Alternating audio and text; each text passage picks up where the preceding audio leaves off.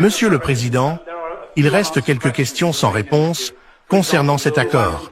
Par exemple, dans le cadre de cet accord, les troupes rwandaises se retireront-elles de certaines parties de la République démocratique du Congo?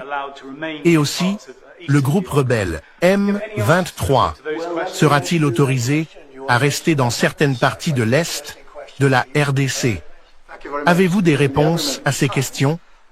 Permettez-moi de vous poser 7. Vous voulez répondre à cette question? Cela semble être une question intéressante pour vous. Allez-y. Merci beaucoup. Dans l'accord que nous avons signé, nous avons adopté le concept d'opération pour la neutralisation des FDLR, qui est un mouvement génocidaire vicieux, et la levée des mesures défensives.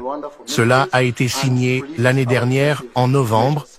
Donc, nous mettrons en œuvre ce concept d'opération pour neutraliser ce mouvement qui déstabilise le Rwanda depuis de nombreuses années et pour lever nos mesures défensives. En ce qui concerne le M23, dans l'accord, nous avons également décidé de nous appuyer sur les pourparlers de DHA, car il y a actuellement des discussions entre l'AFCM 23 et le gouvernement de la RDC pour conclure un accord de paix qui complétera l'accord de paix de Washington. Donc, les deux aspects sont pris en charge. Merci, Monsieur le Président. Les États-Unis vont-ils faire respecter cet accord ou jouer un rôle? Nous travaillerons avec eux pour qu'il soit appliqué. Ils peuvent faire respecter leur propre accord, mais nous exercerons une forte pression pour nous assurer qu'il soit respecté. Les deux personnes dans cette salle sont très compétentes et elles y arriveront. Je pense qu'elles y arriveront. Elles aiment leur pays. C'est une chose que j'ai apprise très vite et elles veulent que cela se fasse. Elles savent que cela doit se faire, sinon de mauvaises choses arriveront.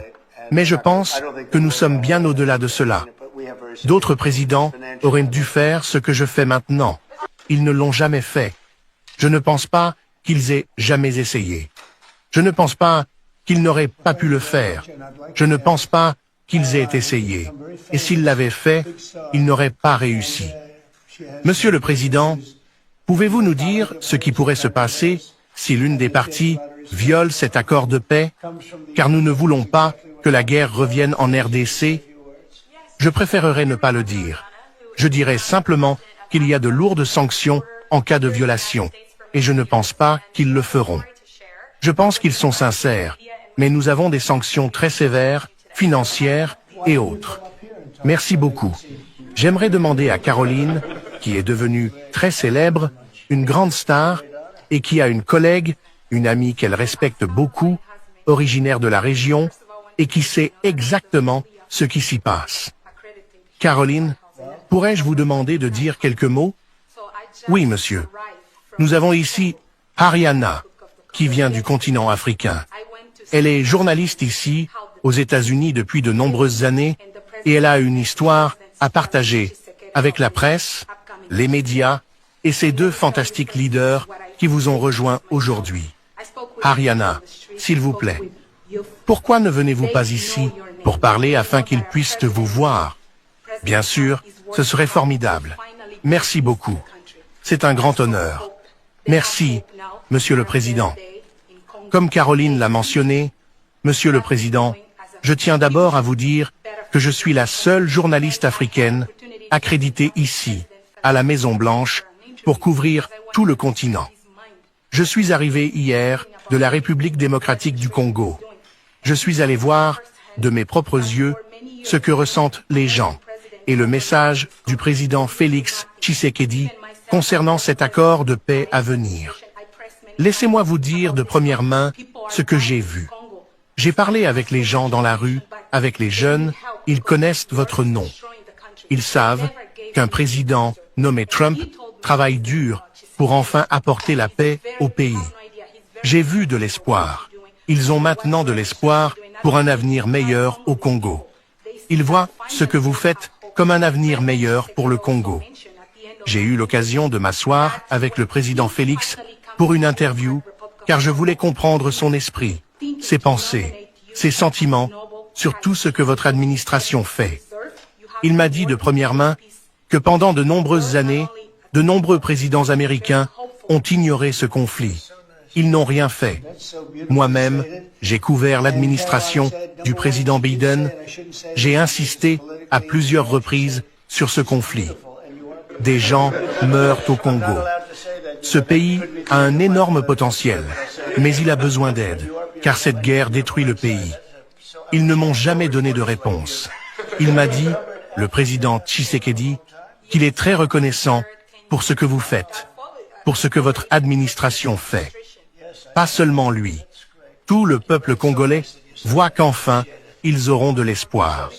Et le président Tshisekedi a également mentionné, à la fin de mon interview, que lorsque la paix arrivera enfin en République démocratique du Congo, il envisage de vous nommer pour le prix Nobel de la paix, car il a dit que vous le méritez.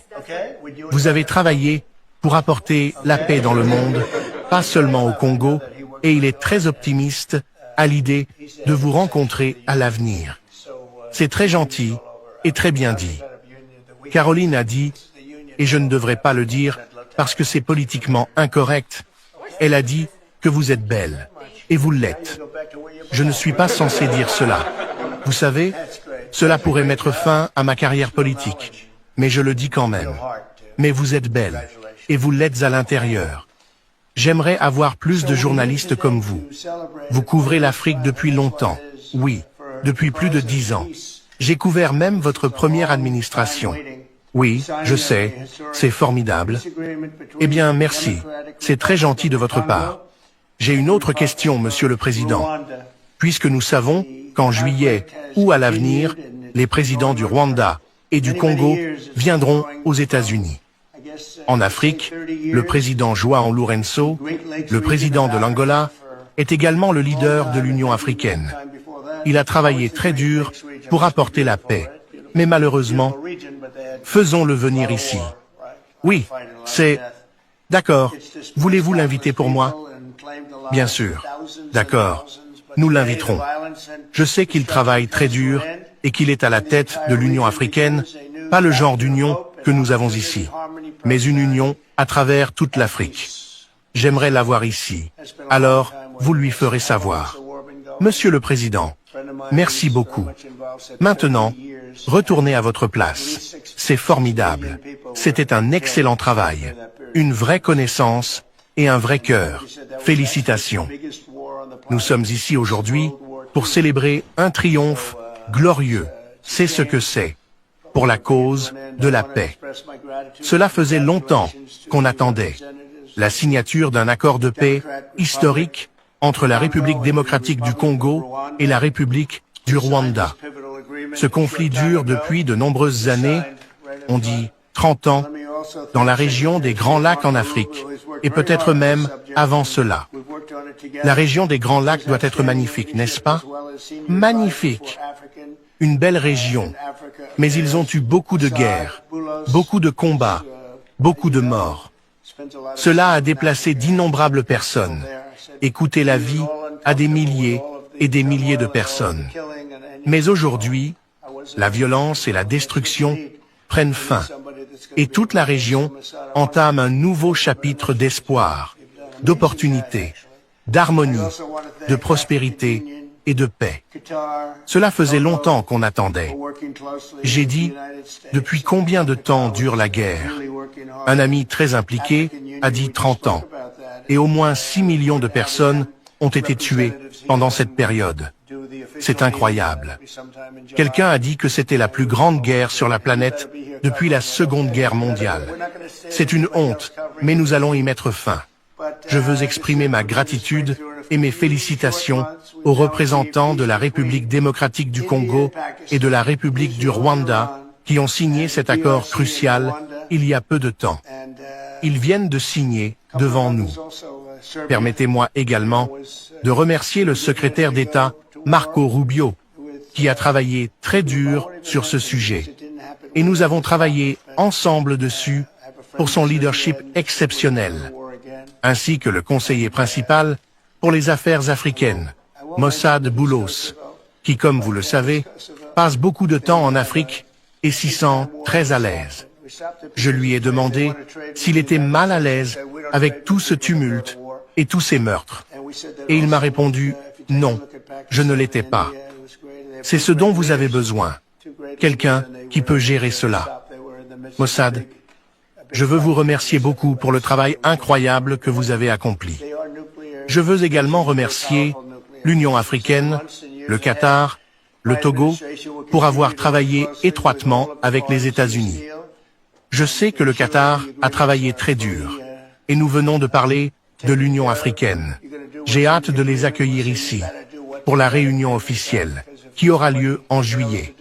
J'ai hâte d'y être, et vous feriez mieux d'être là pour couvrir l'événement. D'accord? Nous ne tolérerons personne d'autre pour couvrir cela, sauf vous. C'est une percée énorme. En quelques mois, nous avons maintenant atteint la paix entre l'Inde et le Pakistan, Israël et l'Iran, la RDC et le Rwanda, et quelques autres aussi. La Serbie, vous savez, ils étaient prêts à entrer en guerre avec un groupe que je ne mentionnerai même pas, car cela ne s'est pas produit. Nous avons pu l'arrêter. Mais j'ai un ami en Serbie, et ils ont dit qu'ils allaient entrer en guerre à nouveau. Je ne le mentionnerai pas, c'est le Kosovo, mais c'était le Kosovo. Ils allaient avoir une grosse guerre, et nous l'avons arrêté. Nous l'avons arrêté à cause du commerce. Ils veulent commercer avec les États-Unis. J'ai dit, nous ne commerçons pas avec les gens qui vont en guerre. Nous l'avons également dit à propos du Pakistan et de l'Inde. C'était formidable. Ils ont deux grands leaders, et ils ont pu arrêter. Ils étaient au milieu d'une grosse bagarre. Tout le monde l'a vu. Et ça allait devenir très grave. Ce sont des nations nucléaires très puissantes. Dans les mois et les années à venir, mon administration continuera à travailler étroitement avec toutes les parties à cet accord et à s'assurer que les accords sont pleinement respectés. Vous allez faire ce qui est dans l'accord. Nous dirons que vous feriez mieux de respecter l'accord, car si quelqu'un ne le fait pas, de mauvaises choses arriveront. Mais j'ai le sentiment qu'après 30 ans, je pense que vous êtes tous prêts. Je pense que vous avez tous dit que c'est assez, n'est-ce pas? C'est assez. Vous avez tout vu. C'est une journée merveilleuse, une grande journée. Nous avons eu un succès énorme. Ça a été une semaine formidable entre un voyage très réussi à l'OTAN. L'OTAN s'est vraiment unie. Ils vont dépenser plus d'1 trillion de dollars par an. Personne ne s'attendait à ce que cela arrive. Nous avons eu la guerre, comme vous le savez, que nous appelons la guerre de 12 jours. C'était exactement une guerre de 12 jours. Et nous avons fini sans armes nucléaires. C'est ce que nous voulions. Ces 3 sites ont été complètement détruits. Et il n'y a plus d'armes nucléaires. Et j'espère qu'il y aura beaucoup de guérison. Et la guérison commence. Ça a été une semaine vraiment incroyable. Celle-ci, j'y tenais vraiment. Elle a été organisée il y a quelques semaines. Et c'est quelque chose que j'attendais vraiment. Si nous pouvons le faire, nous le faisons, car nous avons une certaine compétence, c'est bien. Nous pouvons amener les gens à être pacifiques. Je pense que nous pouvons faire la guerre mieux que quiconque, mais nous ne voulons pas. Nous avons la meilleure armée du monde. Ils l'ont montré en Iran. Ces pilotes, ils ont volé pendant 36 heures. Pensez-y. Et ils ont atteint leur cible de la taille de ce bureau. Là. Moitié de la taille de ce bureau, à environ 52 000 pieds, dans l'obscurité de la nuit, sans lune, 0 lune, ils le voulaient ainsi. Pouvez-vous le croire? Et chaque missile a touché exactement la moitié de la taille de ce magnifique bureau Resolute. Nous ne voulons pas en parler quand il s'agit de missiles qui frappent, mais la moitié de la taille de celui-ci, et ils ont touché en plein centre, depuis des hauteurs énormes à des vitesses énormes. C'est incroyable. Personne ne peut faire une chose pareille. Personne n'a cette arme, et personne ne peut faire une chose pareille. Nous avons eu une semaine très chargée et réussie. De plus, notre économie va bien, elle établit des records, et beaucoup d'autres bonnes choses se passent. mais il s'agit du Congo et du Rwanda. Et j'aimerais demander, si je puis me permettre, voulez-vous dire quelques mots avant que nous présentions nos invités? Bien sûr. Merci, Monsieur le Président. Oui, sous votre direction, Monsieur le Président, et avec le plein soutien du secrétaire Rubio et de toute l'équipe du département d'État, nous avons engagé les deux parties début avril. Et en 3 semaines, elles ont signé la déclaration de principe. Et maintenant, environ 2 mois plus tard, nous avons signé aujourd'hui l'accord de paix final. Ce n'est pas un accord préalable, c'est l'accord de paix final qu'ils ont signé aujourd'hui. Vous avez également exprimé votre intérêt à inviter les chefs d'État à la Maison-Blanche pour une cérémonie de signature. Il y aura d'autres accords supplémentaires qui seront signés, en plus de celui-ci, qui deviendra connu sous le nom de l'accord de Washington concernant la région des Grands Lacs. C'est formidable. Il y a aussi un aspect économique extrêmement important pour les deux pays. La semaine dernière, nous avons finalisé le cadre d'intégration économique régionale que les deux pays signeront à la Maison-Blanche lors de cette cérémonie. Ce sera une grande cérémonie, absolument. Nous allons en faire une grande cérémonie et inviter d'autres personnes impliquées, en plus de l'homme dont nous avons parlé, qui a travaillé si dur. Si vous pensez qu'il y a d'autres personnes méritantes, faites-le nous savoir. D'accord? Bien sûr. Et il y aura des accords bilatéraux. Nous négocions un accord sur les minerais avec la RDC pour des minerais critiques. De nombreuses entreprises américaines ont manifesté leur intérêt pour investir en RDC, et ce sont des investissements à long terme. Idem pour le Rwanda, de nombreuses entreprises américaines s'y intéressent, non seulement dans l'extraction, mais aussi dans le traitement des minerais en aval et en milieu de chaîne. Nous soutenons également le corridor de Lubito, qui comprendra la construction d'infrastructures. Il y a 2 jours, les États-Unis ont signé et soutenu un projet de 1,5 milliard de dollars pour la transmission électrique de l'Angola à la RDC. Et il y a de nombreux autres projets de ce type en préparation. Sous votre direction, Monsieur le Président, nous travaillerons étroitement avec les deux pays, avec le soutien du Qatar, pour nous assurer que cet accord est mis en œuvre. Beaucoup de nos entreprises sont maintenant dans ces deux pays, surtout depuis que nous nous entendons si bien. C'est probablement ainsi que nous avons été réunis. Nous avons beaucoup de nos grandes entreprises là-bas, entre les terres rares et toutes les autres choses qu'elles font en Afrique, qui se développent énormément, surtout dans ces deux pays. On dit que vous avez des terres parmi les meilleures au monde. Nous faisons beaucoup de choses différentes, et tout cela va réunir tout le monde. C'est ainsi que tout a commencé, je suppose. Mais la grande chose pour moi, c'est vraiment une seule chose. C'est d'obtenir un traité de paix avec deux pays qui se battent depuis 30 ans. Et je veux vous remercier tous. Voulez-vous apporter les lettres?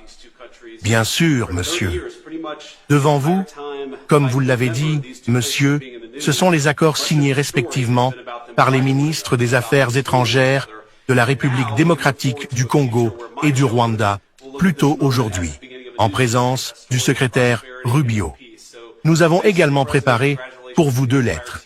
Celle-ci est adressée au président Paul Kagame du Rwanda, exprimant votre appréciation et vos félicitations pour tout ce qui s'est passé, et l'invitant bien sûr à Washington pour, comme l'a dit le docteur Bulos, ce que nous espérons être les accords de Washington, établissant les termes de la paix et de la prospérité dans cette région.